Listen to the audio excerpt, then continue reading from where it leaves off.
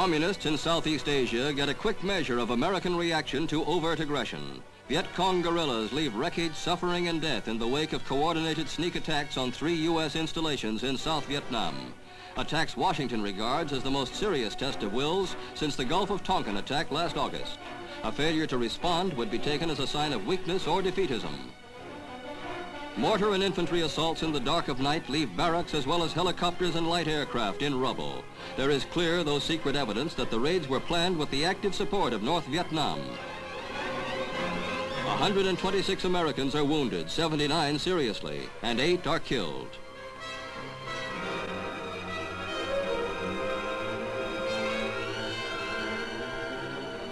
America's retaliation is explained by Defense Secretary Robert McNamara at a Pentagon news conference. First, he discusses the guerrilla attacks on the bases he locates on the map. Then he briefs reporters on White House action taken the night before this news conference. Immediately following the attack, U.S. representatives in Saigon met with representatives of the South Vietnamese government. They jointly agreed that joint retaliatory action was required.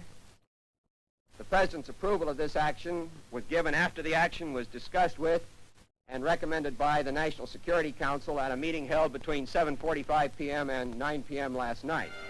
The retaliatory action consists of 49 sorties by planes from bases and 3 American carriers into North Vietnam. They hit Dong Hoi, a chief staging area for infiltrators. This first strike is followed up next day by another, which President Johnson hopes will be the last. But there is no guarantee that it will be if the communists start up again. These raids are intended as a message to Hanoi and other communist capitals not to miscalculate United States intentions to protect freedom. There is no intention to spread the war.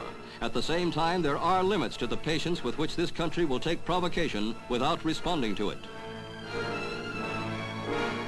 The second day's attacks against the North Vietnamese are made by South Vietnam troops in non-jet planes. They are against other staging areas just north of the border, which had been missed on the original sorties because of heavy clouds. Escorted by 4 American jet bombers, they accomplish 70% destruction of their targets.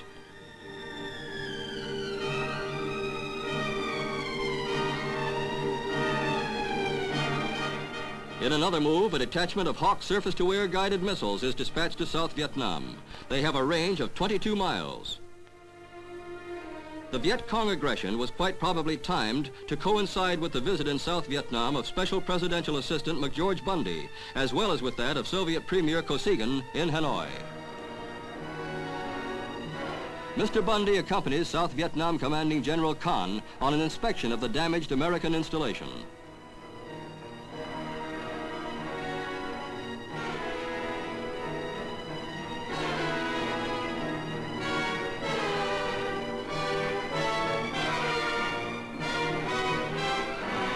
Mr. Bundy also visits wounded Americans in the hospital. U.S. military and civilian dependents in this country, who number over 1,800, are to be flown out. Many wives want to stay in nearby lands to be near their husbands, but only civilians have this choice. Military families have to return to the States.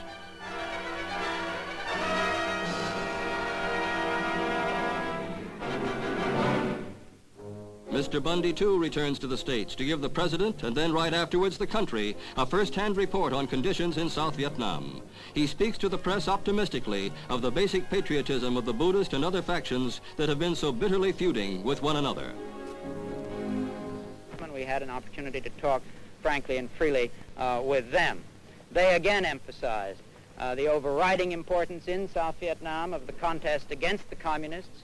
They emphasized, as the political leaders had done, the importance and their own dedication to, the importance of and their dedication to the task of forming a stable and effective political society under a stable and effective government in that country, a view which, of course, we share. And I think it's fair to say that the Americans in Vietnam are in very good heart and are prepared to continue even against this kind of danger and this kind of sneak attack. Let me say one more thing about that sneak attack, that in a war of this kind, in which there are no fixed lines, in which there are large territories that are lightly inhabited and that are essentially jungle and mountainous in character, I know no military man who believes that with without an overwhelming assignment of local defense forces, it is possible to guarantee against this kind of sneak attack. This is the sort of thing, and all Americans in the area know it, with which we simply have to contend while we prosecute in company with the government and people of South Vietnam a contest against communism, which is of the highest importance to our national interests.